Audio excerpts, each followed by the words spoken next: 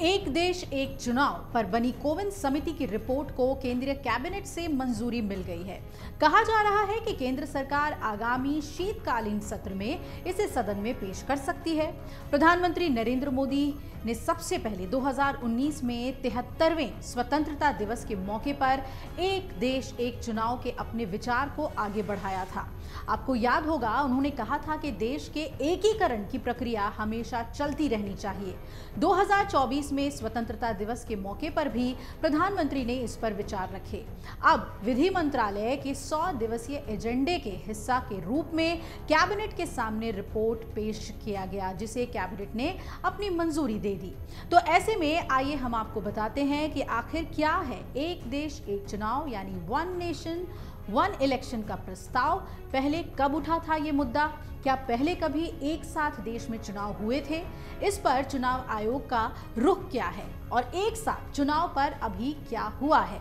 तो कोविंद समिति की सिफारिशें आखिर क्या कहती हैं? आइए विस्तार से जानते हैं। आपको बता दें कि प्रधानमंत्री नरेंद्र मोदी ने 2019 के स्वतंत्रता दिवस पर एक देश एक चुनाव का जिक्र कर दिया था और तब से अब तक कई मौकों पर बीजेपी की ओर से एक देश एक चुनाव की बात की जाती रही है और ये विचार इस पर आधारित है कि देश में लोकसभा और सभी राज्यों की विधानसभाओं के चुनाव एक साथ हों। अभी लोकसभा यानी आम चुनाव और विधानसभा चुनाव 5 साल के अंतराल में होते हैं। इसकी व्यवस्था भारतीय संविधान में की गई है। अलग अलग राज्यों की विधानसभा का कार्यकाल अलग अलग समय पर पूरा होता है और उसी के हिसाब से उस राज्य में विधानसभा चुनाव होते हैं। हालांकि कुछ राज्य ऐसे भी हैं जहां विधानसभा और लोकसभा चुनाव एक साथ होते हैं और इनमें अरुणाचल प्रदेश, आंध्र प्रदेश, ओडिशा और सिक्किम जैसे राज्य शामिल हैं।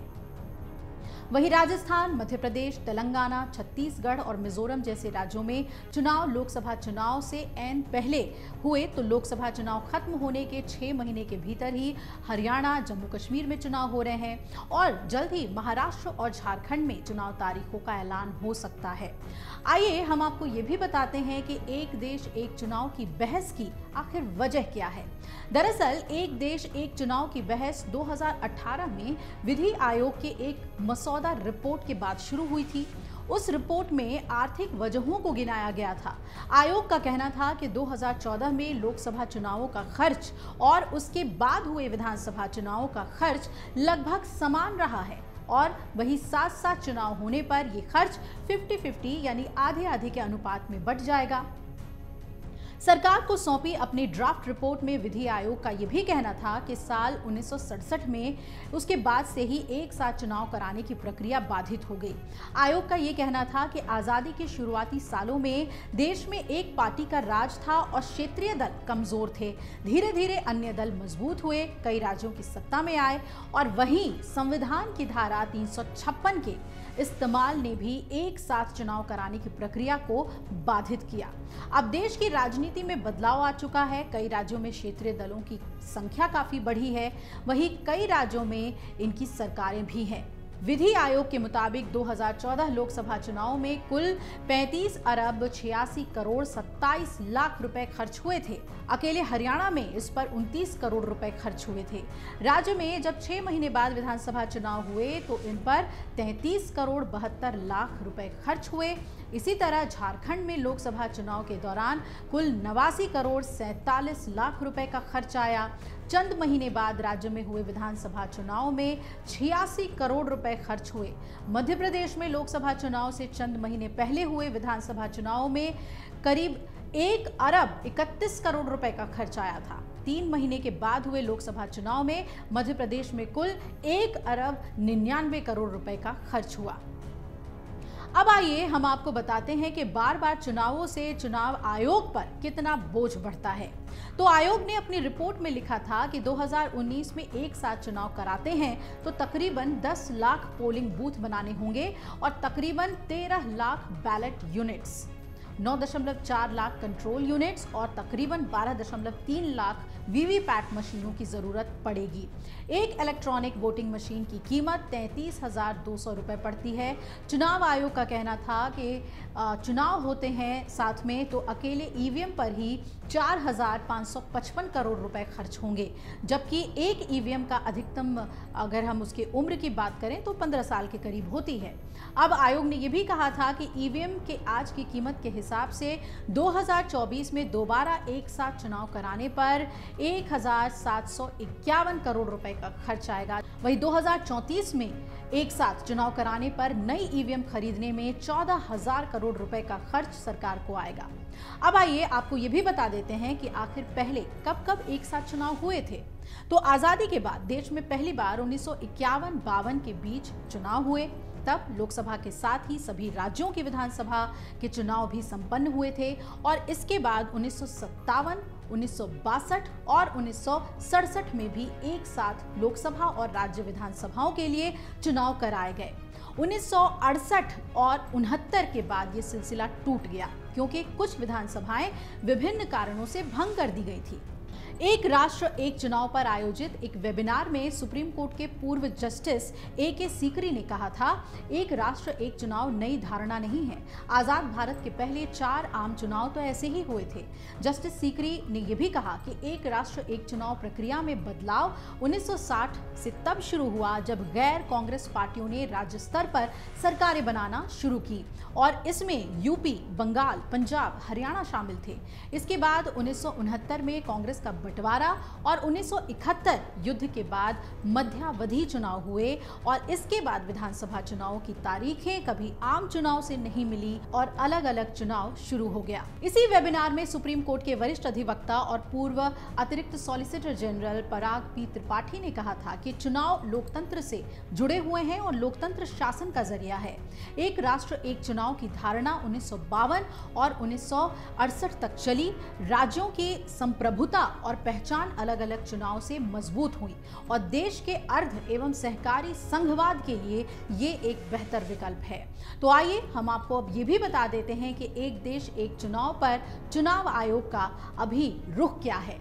तो चुनाव आयोग ने कई बार कहा है कि ये एक साथ लोकसभा और विधानसभा चुनावों को कराया जा सकता है और मुख्य चुनाव आयुक्त राजीव कुमार के मुताबिक तो एक ही समय में संसदीय और राज्य विधानसभा चुनाव कराने का विषय चुनाव आयोग के दायरे में आता ही नहीं है। उन्होंने कहा कि इसमें निश्चित रूप से बहुत सारे रसद, बहुत सारे व्यवधान शामिल हैं, लेकिन ये सब कुछ ऐसा है जो कि विधायिकाओं को ही तय करना है। उन्होंने ये कहा था कि निश्चित रूप से अगर ऐसा किया जाता है तो हमने अपनी स्थिति सरकार को बता दी है कि प्रशासनिक रूप से आयोग इसे संभाल सकता है। अब आपको बता दें कि पूर्व राष्ट्रपति रामनाथ कोविंद की अध्यक्षता में 2 सितंबर 2023 को एक साथ चुनाव कराने को लेकर उच्च स्तरीय समिति का गठन किया गया था। समिति ने इस साल की शुरुआत में राष्ट्रपति द्रौपदी मुर्मू को 18,626 पन्नों वाली अपनी रिपोर्ट सौंपी है और सरकार ने कहा कि समिति के गठन के बाद से हितधारकों, विशेषज्ञों और 191 दिनों के शोध कार्य के साथ व्यापक परामर्श के बाद ही इस रिपोर्ट को तैयार किया गया है।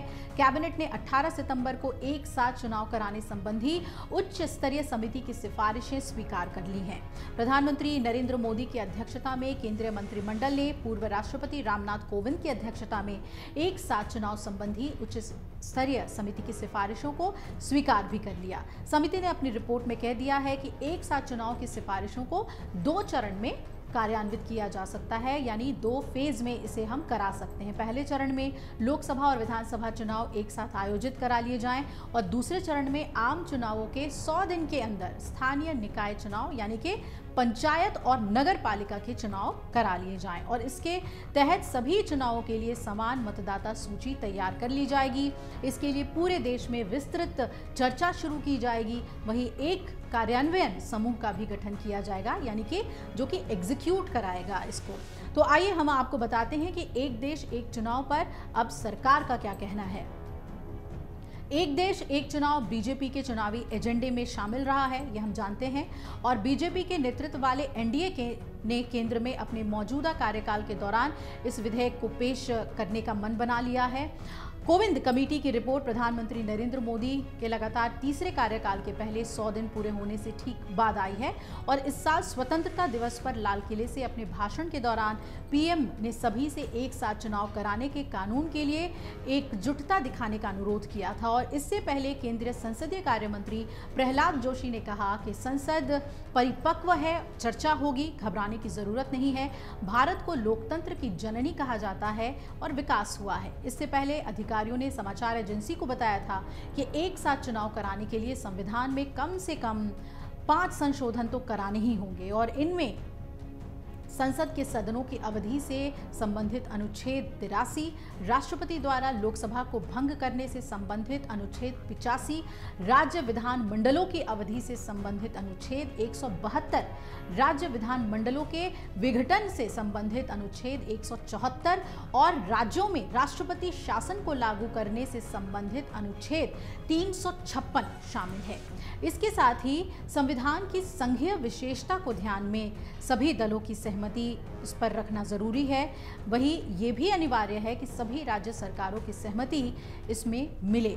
वहीं कांग्रेस समेत कई विपक्षी दलों ने एक राष्ट्र एक चुनाव के प्रस्ताव का पुरजोर विरोध किया है। कांग्रेस अध्यक्ष मल्लिकार्जुन खड़गे ने बुधवार को कह दिया कि लोकतंत्र में एक राष्ट्र एक चुनाव काम नहीं कर सकता। खड़गे ने कहा, हम इसके साथ नहीं हैं। अगर हम चाहते हैं कि हमारा लोकतंत्र जीवित रहे तो हमें जब भी आवश्यकता हो चुनाव कराने की जरूरत है। और इसके अलावा कांग्रेस नेता केसी वेणुगोपाल ने इस प्रस्ताव को गैर व्यवहारिक बताया है। उन्होंने कहा कि ये इस देश में व्यवहारिक नहीं है, वो वर्तमान मुद्दों से ध्यान हटाना चाहते हैं। अगर आप ये वीडियो YouTube पर देख रहे हैं तो हमारे चैनल को सब्सक्राइब करें और बेल आइकन को दबाना ना भूलें। अगर आप Facebook पर ये वीडियो देख रहे हैं तो हमारे पेज को लाइक करें।